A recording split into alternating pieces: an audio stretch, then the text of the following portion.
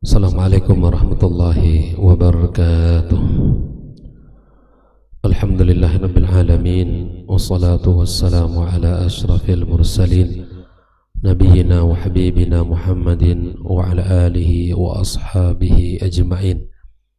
Asyhadu an la ilaha illallah wahdahu la syarikalah wa asyhadu anna Muhammadan abduhu wa rasuluh alladzi la nabiyya wa la rasula ba'dah.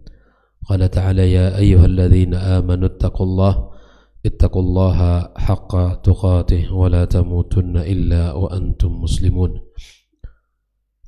اللهم علمنا ما ينفعنا وانفعنا بما علمتنا وزدنا علما أما بعد معاشر المسلمين والمسلمات المشاهدين والمشاهدات saudara-saudari para penuntut ilmu dan para pendengar Radio Rabbani 91,1 FM dimanapun berada. Alhamdulillah kita bersyukur kepada Allah Subhanahu wa ta'ala. Pagi ini kembali Allah pertemukan kita di dalam majelis ini, di tempat yang paling mulia, rumah Allah Subhanahu wa ta'ala. Mudah-mudahan duduknya kita di majelis ini memberikan kebaikan dan keberkahan dalam hidup kita, jadi sebab Allah mengangkat derajat kita dan mengampunkan dosa-dosa kita, serta kita berharap ilmu yang kita pelajari menjadi cahaya dalam hidup kita yang menuntun kita menuju Allah Subhanahu wa ta'ala. Salawat serta salam semoga senantiasa kita sampaikan pula untuk Nabi besar Muhammad alaihi salatu wassalam, Nabi yang kita jadikan uswah hasanah kita, teladan kita dalam hidup ini, dan semoga Allah Subhanahu wa ta'ala berikan kepada kita taufik untuk senantiasa mencontoh dan menirunya dan meningkatkan ittiba' kita kepada Rasul sallallahu alaihi wasallam. Kita melanjutkan pembahasan tentang wasiat-wasiat Rasulullah sallallahu alaihi wasallam. Pagi ini tentang wasiat yang ke-13 yang berkaitan dengan birrul walidaini, berbakti kepada kedua orang tua. Dalam bab ini Abu Hurairah radhiyallahu ta'ala anhu meriwayatkan, dia berkata, jaa rajulun ila Rasulillah sallallahu alaihi wasallam, seorang laki-laki datang kepada Rasul sallallahu alaihi wasallam. Faqala, lalu dia berkata, ya Rasulullah, man ahaqqun nasi bihusni sahabati, siapakah orang yang lebih berhak untuk mendapatkan kebaikanku? Lalu Nabi sallallahu alaihi wasallam mengatakan, qala ummuk, jawab Rasulullah, ibumu.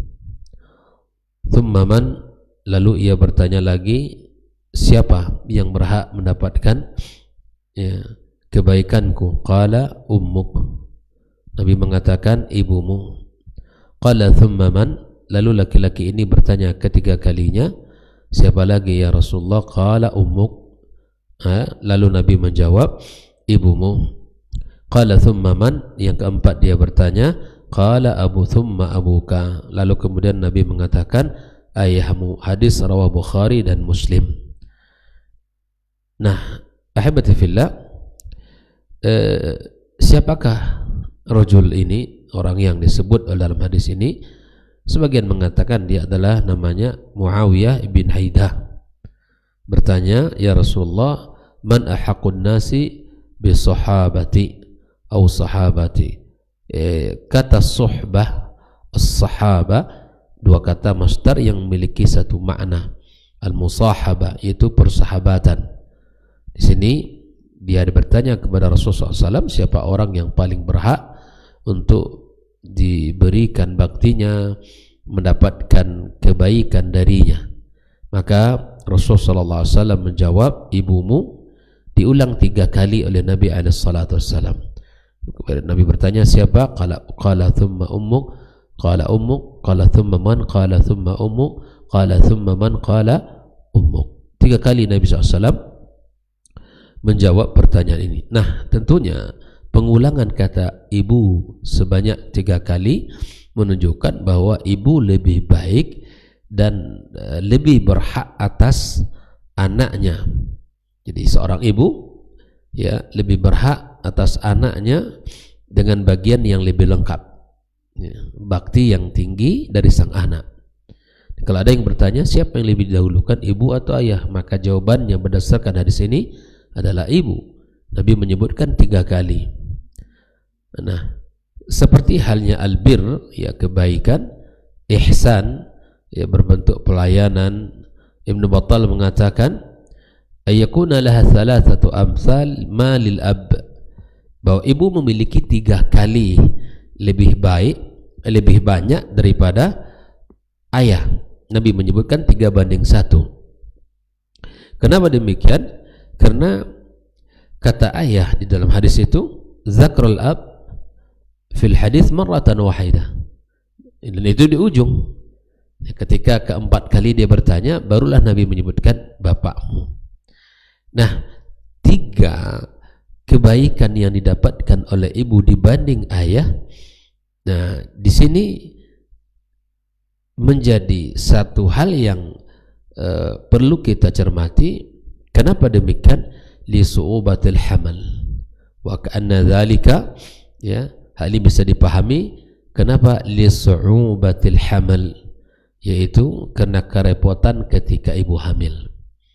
Hamil berapa lama? 9 bulan. Bukan ada yang lebih. Dibawa berdiri, duduk, berbaring, jongkok, dan semuanya dalam kondisi dia membawa bayinya di dalam rahimnya. Ya.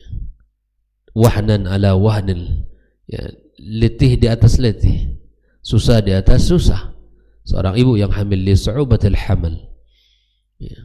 Dan ini adalah pengorbanan, dan ini adalah perjuangan yang diperjuangkan oleh seorang ibu. Thumma al-wada', yang kedua, kenapa? Karena kesusahan di dalam melahirkan. 9 bulan telah dilewati, lalu setelah itu ada perjuangan yang berat keduanya. Apa? Melahirkan sang bayi. Dan inilah perjuangan antara hidup dan mati. Seorang wanita perjuangannya antara hidup dan mati. Ada kalanya kedua-duanya selamat, dan ini yang diinginkan. Tapi ada yang terkadang hanya ibu yang selamat, bayinya tidak, atau kebalikan, sang bayi selamat namun ibunya tidak. Ini perjuangan yang berat. Selesai hamil 9 bulan lalu melahirkan dengan penuh kesusahan. Selesaikah pekerjaan? Belum. Tsumma ar-radha', kemudian dia menyusui selama 2 tahun. Allah katakan wal walidatu yurdi'na auladahunna haulaini kahmilaini, 2 tahun yang sempurna. Ini tugas seorang wanita. Walaupun secara fisik wanita lebih lemah dari laki-laki, ya, tapi Allah titipkan pekerjaan berat pada mereka. Maka 3 hal yang berat inilah, ya, layak untuk mendapatkan 3 bakti dibanding 1 kepada ayah. Fahadil umur thalatha tanfarid bihal Nah, 3 perkara ini, ya, hanya bisa dikerjakan oleh seorang ibu. Kemudian thumma tusyarikul ab fi tarbiyati, setelah itu ayahnya menyertainya di dalam pengasuhan dan pendidikan. Jadi 3:1 itu dikarenakan ada 3 hal besar yang membuat wanita berhak untuk mendapatkannya, yaitu hamil, melahirkan, dan menyusui. Nah, setelah itu ahibati fillah, di dalam ayat Al-Quran banyak kita dapatkan betapa Allah Subhanahu wa taala menyebutkan secara umum, ya, tentang bakti kepada kedua orang tua. Ya, kedua orang tua. Nah, di dalam bab wasiat, Allah Subhanahu wa taala menyamakan, namun dia mengkhususkan ibu dalam 3 hal yang disebutkan di atas. Dalam wasiat Allah katakan seperti mana di dalam hadis Bukhari meriwayatkan dalam kitab Al-Adab Mufrad, ya, Ibnu Majah, Al-Hakim, Imam Ahmad dalam Musnad, bahwa Nabi SAW bersabda, innallaha yusikum bi ummahatikum thumma yusikum bi ummahatikum thumma yusikum bi ummahatikum thumma yusikum bi abaikum thumma yusikum bil aqrab fal aqrab. Sesungguhnya Allah telah mewasiatkan kepada kalian tentang ibu kalian, kemudian berwasiat tentang ibu kalian, kemudian berwasiat tentang ibu kalian. 3 kali disebutkan oleh Allah, oleh Nabi SAW. Lalu kemudian berwasiat tentang ayah kalian, kemudian berwasiat tentang karib kerabat yang paling terdekat. Artinya bahwa ketika dalam hidupan keluarga, siapa orang yang paling berhak untuk mendapatkan bakti? Tentu yang pertama berdasarkan hadis ini adalah ibu, ya kan? Nah, yang kedua memberikan pesan untuk memprioritaskan kerabat yang lebih dekat kepada ibu. Nah, misalnya dari jalur ibu, ya kan, dari jalur ibu, ya, maka kita pun memprioritaskan ya kerabat yang didekatkan dari sisi ya kedua orang tua daripada yang didekatkan dengan satu sisi saja. Yang ada hubungan kedua orang tua itu lebih utama. Ya. Nah, memprioritaskan kerabat yang ada hubungan mahram daripada yang tidak ada hubungan mahram. Fal aqrab wal aqrab. Jadi urutannya itu begitu.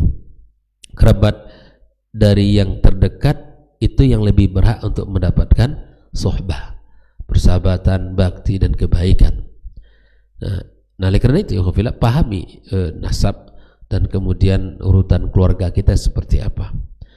Nah, dalam hadis ini dapat diambil pelajaran tentang ibu lebih diprioritaskan dalam berbuat kebaikan daripada ayah. Ya, makanya ibu itu menjadi kebaikan yang luar biasa, potensi sarana untuk mendapatkan ampunan Allah Subhanahu wa taala melalui bakti kita kepadanya.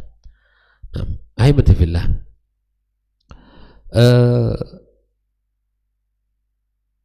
di dalam hadis yang lain yang disebutkan tentang bab ini, di antaranya adalah apa yang disampaikan Rasulullah SAW dalam riwayat yang lain, ya Rasulullah, man ahakun nasi bihusni suhbah, qala ummuk thumma ummuk thumma ummuk thumma abuka thumma adnaka fa adnak. Nabi menyebutkan ketika seorang bertanya kepada Nabi SAW, siapa orang paling berhak mendapatkan kebaikanku, maka Nabi mengatakan ibumu, ibumu, ibumu.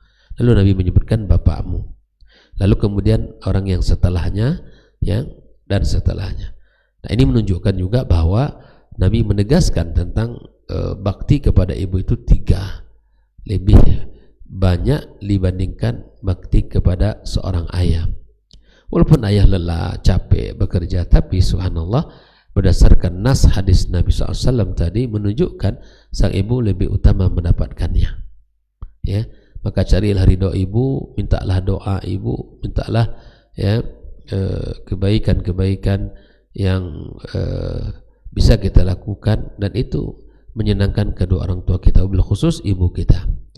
Makanya dalam bakti ini kita lihat dari kehidupan para salafus saleh, mereka sangat banyak dan beragam caranya.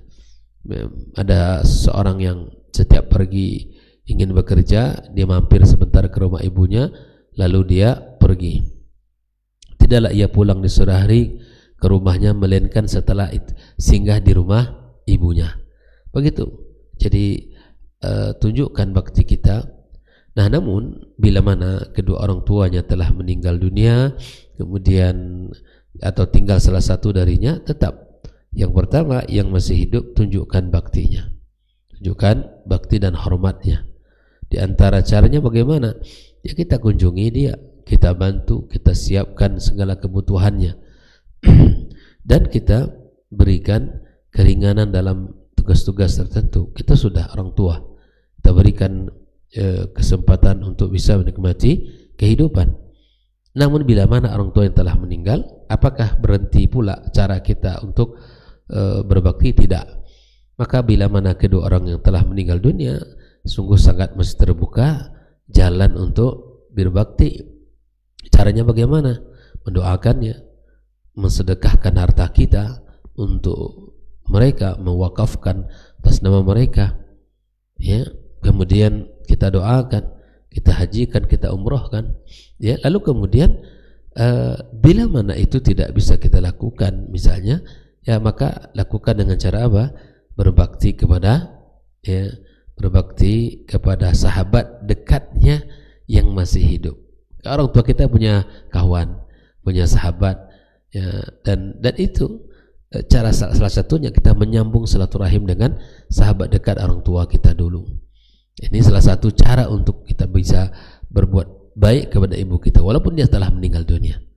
Apalagi setelah meninggal dunia, dia sangat menunggu doa-doa kita, ampunan, doa-doa permintaan ampunan atas dosa-dosa mereka. Sampai Nabi menyebutkan dalam sebuah hadis kan, betapa sang anak itu merupakan aset termahal bagi orang tua. Betapa doa anak itu sangat dirindukan di masa itu, ketika ya Allah Subhanahu wa taala ya, di dalam kehidupan ini, bahwa ketika Allah mencabut nyawa mereka kemudian tidak bertemu dengan keduanya atau salah satu dari keduanya, sudah baktinya bagaimana? Doakan orang tua kita. Karena kata Nabi SAW, ketika anak Adam meninggal dunia, yang tersisa dari amal hanya 3, semuanya terputus. Salah satunya anak yang saleh, yang selalu mendoakan ibu bapaknya. Ya, kita katakan Allahumma ighfirli dzunubi wa dzunuba walidayya warhamni warhamhuma kama rabbayani shaghira. Atau sahabat-sahabat yang masih hidup, kita sambung silaturahim, kita berikan hal yang disenangi olehnya. Salah satu cara kita untuk bersyukur kepada Allah Azza wa Jalla. Kemudian kita ya berbakti kepada kedua orang tua kita. Ya, mudah-mudahan kita diberikan kemudahan oleh Allah Subhanahu wa taala untuk memberikan bakti kita, sehingga Nabi menyebutkan dalam riwayat yang lain, raqima'an fi rajul, sungguh hina ya seorang laki-laki. Di sini Nabi menyebutkan raqima'an fu artinya tertukik, ya tersungkurlah, ya maka maksudnya ini kehinaan bagi dia, sampai Nabi menyebut 3 kali, man adraka walidayhi indal kibar au ahdahuma ya au kilaihima lam yudkhilal jannah. Yang bertemu dengan kedua orang tua, orang tuanya masih hidup, dia sudah dewasa ya, atau bertemu dengan salah satu dari mereka, ya, mungkin ayahnya lebih dahulu meninggal kemudian atau ibunya. Kondisi yang seperti ini hina seorang laki-laki kalau bertemu kedua atau salah satunya, tapi dia tidak mampu menjadikan sarana mereka untuk mendapatkan surga Allah Subhanahu wa taala. Jelas betapa pentingnya kita berbakti itu, betapa agung dan besarnya pahala orang yang berbakti kepada kedua orang tua. Ya, makanya bahkan sebagai ulama mengatakan kesuksesan kita di dunia bukan sekedar kita punya ilmu yang banyak, ya, kemudian kita bukan hanya sekedar kita memiliki kedudukan, bahwa di antara kesuksesan yang bisa kita dapatkan itu adalah kesuksesan di mana kita memberikan ridho kepada orang tua kita atau mendapatkan ridho dari orang tuanya. Jelas ya, kesuksesan besar di dalam hidup ini bukan sekadar dengan mendapatkan dunia, tapi adalah dengan mendapatkan ridho orang tua, karena ridho orang tua itu sangat mengundang ridho Allah Subhanahu wa taala. Mudah-mudahan sekali lagi kita termasuk orang-orang yang diberikan oleh Allah Subhanahu wa taala kemudahan di dalam membuktikan bakti kita kepadanya. Karena bakti memerlukan bukti, ya. Bakti memerlukan bukti. Kalau kita cinta orang tua kita, buat mereka bahagia. Sampai-sampai Nabi SAW ketika seorang sahabat ingin berjihad, lalu dia ceritakan bahwa kondisinya begini-begini, maka Nabi mengatakan pulang, ya, jangan ikut berjihad. Maka kamu baktimu kepada kedua orang tuamu, buat mereka ketawa sebagaimana mereka telah kau jadikan mereka menangis. Buat lagi mereka ketawa sebagaimana kamu menjadikan mereka menangis atas dirimu. Maka subhanallah, Nabi menyebutkan hal yang sangat luar biasa. Ya, kita disuruh atau laki-laki itu disuruh pulang, fafihi ma fajahid, pada kedua orang tuamu kamu berjihad. Dan oleh karenanya ini hal yang sangat luar biasa dalam agama, bakti kepada orang tua. Kalau bahasa ini, kalau ingin sukses maka jangan sakiti hati orang tua, dengan berbaktilah kepada keduanya. Barakallahu fikum. Demikian pembahasan kita pada pagi ini. Insyaallah kita lanjutkan pertemuan wasiat yang ke-14 tentang menjaga salat dan bakti kepada kedua orang tua kita. Wassallallahu ala nabiyyina wa habibina Muhammad wa ala alihi washabihi ajma'in. Assalamualaikum warahmatullahi wabarakatuh.